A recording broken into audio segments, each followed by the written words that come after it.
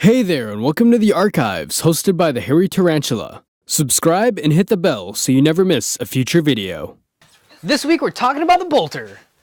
The Bolter is the most iconic weapon used by the iconic poster boys and girls of the Warhammer 40k universe. But what exactly is it? There are three major variants of the Bolter. The standard Bolter, the lighter bolt pistol, and the heavier, heavy Bolter. You know, I'm starting to think the Imperium's not very creative when it comes to naming these things. This time though, we're focusing on the standard Bolter, carried by the Space Marines and Sisters of Battle. Chambered in 75 caliber, the Bolter fires a rocket-propelled explosive round, or bolt, that is designed to explode once it's penetrated its target.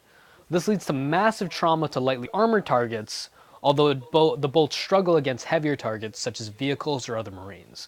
Its strength of 4 is above the average toughness of 3 across the game, so it's relatively easy to wound models with it, but the standard Bolter's lack of AP means that fighting anything with an armor save of 3 up is going to be heavily dependent on good rolls.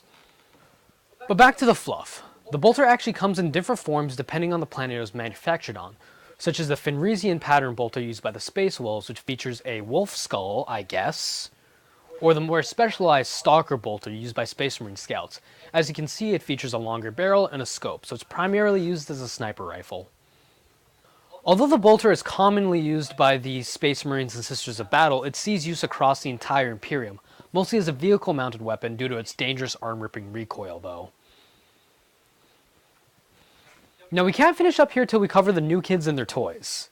Primary Space Marines ditched the older patterns of bolters for the more refined Mark II Call pattern bolt rifle designed by and named after Belisarius Call. The Mark II favors modularity and features a longer barrel for improved armor penetration.